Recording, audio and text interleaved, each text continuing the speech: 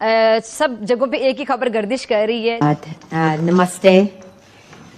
Thank you so much for the warm welcome that we've received this morning. We are so grateful to be able to further the Canada-India relationship. और एक बड़ी खबर आपको बता दें कि PM Modi से मिली है कनाडा की विदेश मंत्री अनीता आनंद। पीएम मोदी के साथ दोनों देशों के रिश्तों को लेकर चर्चा हुई है। व्यापार, प्रौद्योगिकी, ऊर्जा के क्षेत्र में चर्चा हुई है। समझ आ रही है आपको? जो मुलाकात हुई है उसके खूब चर्चे हो रहे हैं और फिर जिस तरह से बयान किया है उसका क्या बैकग्राउंड है और इस मुलाकात के पाकिस्तान की जो डोमेस्टिक सियासत है उसके ऊपर क्या असरात मुरतब होंगे। जनाब, ये वो सवालात हैं जो इस वक्त हर एक की ज़बान पर हैं। अब इम्पॉर्टेंट चीज़ ये है कि मार्क जो है कार्नी, इन्होंने एक बड़ा स्टेप लिया। That is wise move by the way. Mark Carney उन्होंने जो बात की, उन्होंने कहा जी देखें, बात ये है कि India is an important player. It's a 5th largest economy and being a 5th largest economy, being a big population, India को हम G7 से बाहर नहीं निकाल सकते। मैं इसको मुख्तलिफ एंगल से देखता हूँ। मुझे ऐसे लगता है कि शायद Canada is too weak to take a decision to ignore जो है वो नरेंद्र मोदी। दुनिया में एविएशन को सबसे ज़्यादा वो बैठकर कमा रहे होते हैं, इतना बड़ी इनकम होती है। तो वही एक जो एयरलाइन है वो पूरे मुल्क का बोझ उठाती है। हमारे यहाँ एयरलाइन जो इतनी दुनिया की बेहतरीन एयरलाइन थी वो इन्हताज का शिकार हो गई, वो तबाही का शिकार हो गई। इसी तरह से रेलवे का है। ऐसा है कि आप रेलवे का वजीर उसको बनाते हैं जिसकी 1000 बसें चलती हैं, तो वो बसें चलाएगा या रेलवे आपकी बोगियाँ चलाएगा, रेलवे चलाएगा? सही। शहजाद साहब, एक एसएफसी का कयाम हुआ, वन विंडो ऑपरेशंस की बात हुई कि इन्वेस्टमेंट्स का आना और चीजें आसान हो जाएंगी। इसके बावजूद मल्टीनेशनल कंपनीज यहां से जा रही हैं, लोगों को ईज ऑफ डूइंग बिजनेस नहीं है या कॉस्ट ऑफ उस बिजनेस की उनको वो ज्यादा पड़ रही है, प्रॉफिटेबल नहीं है। तो क्या ये इकदाम जो एसएफसी के नीचे ग्राउंड रियलिटीज के मुताबिक नहीं, अभी और बहुत कुछ करने की जरूरत है या जो मौजूद है उसको रिस्ट्रक्चर करने की जरूरत है? 4th largest economy in the world बनने में भारत ने यकीनन बहुत मेहनत की होगी, बहुत काम किया होगा, लेकिन हम इस लिस्ट में कहीं आपको दिखाई नहीं दे रहे। और अगर दिखाई दे रहे हैं तो मुझे बताइएगा कहाँ है। यकीनन हम इस लिस्ट में नहीं हैं, और लेकिन हमारे लोग जो हैं उनका दावा ये है कि हम बड़ी जल्द इस लिस्ट में आ जाएंगे। और उसके बाद हमारे पास भी भारत के पास 4 ट्रिलियन है, 1 ट्रिलियन इकोनॉमी तो हमारी भी हो जाएगी। इस किस्म की 1 ट्रिलियन इकोनॉमी अभी भी हमारी है। इस किस्म की वीडियोस जो है वो भी आपको सोशल मीडिया पे गर्दिश करती हुई दिखाई देंगी। लेकिन पाकिस्तान अभी भी IMF, वर्ल्ड बैंक और इसी तरह के जो लोन वगैरह पकड़ते हैं उसी में फंसा हुआ है, जबकि भारत जो है वो लड़ने भड़ने के बाद भी अपनी इकोनॉमी को संभाले हुए है और इकोनॉमी में काम किया जा रहा है। पाकिस्तान को भी इस तरफ देखना होगा। आयशा, देखिए, जो जा रहे हैं वो क्यों जा रहे हैं? इसलिए जा रहे हैं कि कॉर्पोरेट टैक्स कह रहे हैं कि 40 से 45%, शायद 45% का मैं जिक्र सुनता हूँ। इकोनॉमिस्ट बेहतर बता सकते हैं इसके बारे में कोई।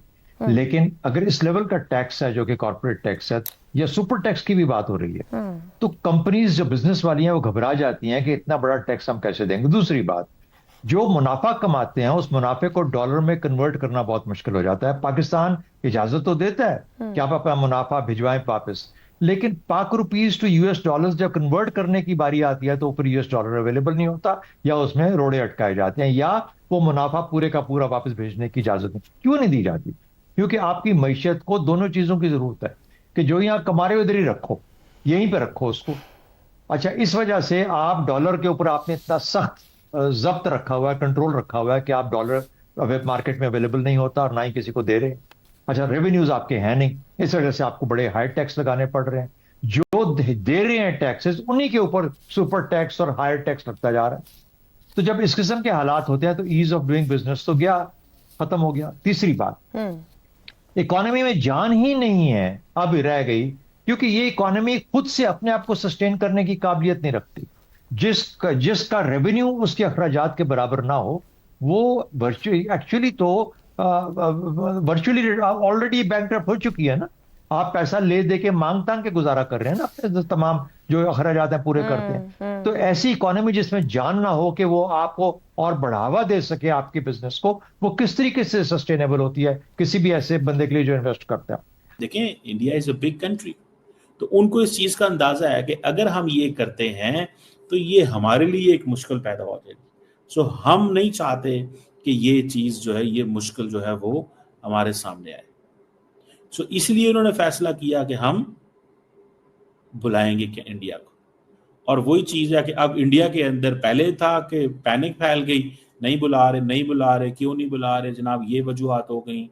उधर से पहले ही वो पाकिस्तान के साथ मामला खराब थे, अमेरिकन साइलेंट हो गए, अमेरिका ने लिफ्ट ना कराई, डोनाल्ड ट्रंप पाकिस्तान की साइड लेने लग पड़े हैं, और ये है वो है, इस तरह की आपको पता है पूरी थी। अब कनाडा नहीं बुलाता तो इंडिया की डिप्लोमेसी को क्या हुआ?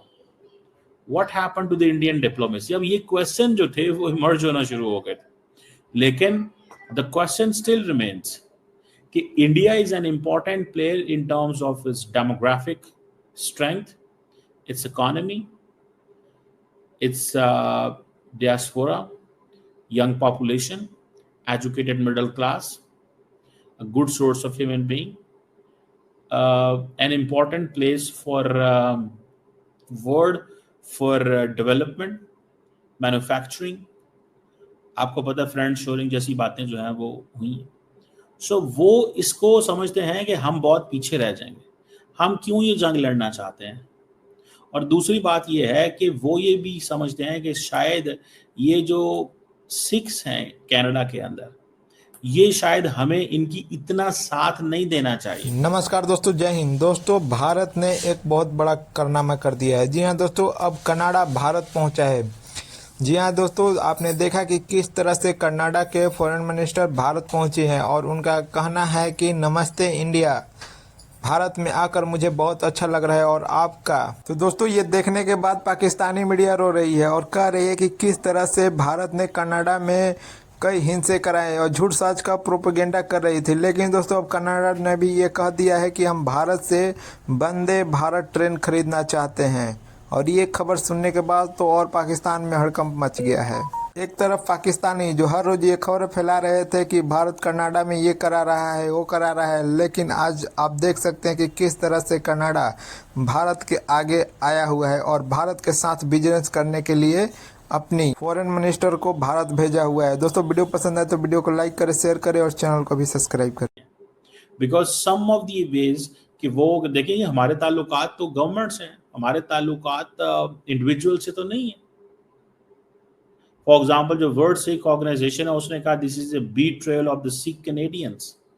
अब क्वेश्चन ये है, मार्क कार्नी को परवाही क्यों नहीं है? वो कहता है यार अब इलेक्शन होंगे जब भी तो देखा जाएगा, अब तो जो होना था हो गया, और उसको मेजॉरिटी भी मिल गई है। वोट तो उसे एंटी ट्रम्प वोट मिला है, तो वो तो वजीर आजम आ गया। तो वो समझता है कि if I need a global economic stability, if there is going to be the digital transition in the world, if this is something, then I need India's support. मुझे इंडिया की सपोर्ट चाहिए। This is what mark Carney understand. और ये चीजें जो हैं वो India को उसने एक्सेप्ट कर ली है। इंडिया क्यों ना एक्सेप्ट करे? इंडिया क्यों ना इसको एक्सेप्ट करे? बिकॉज इंडियंस को पता है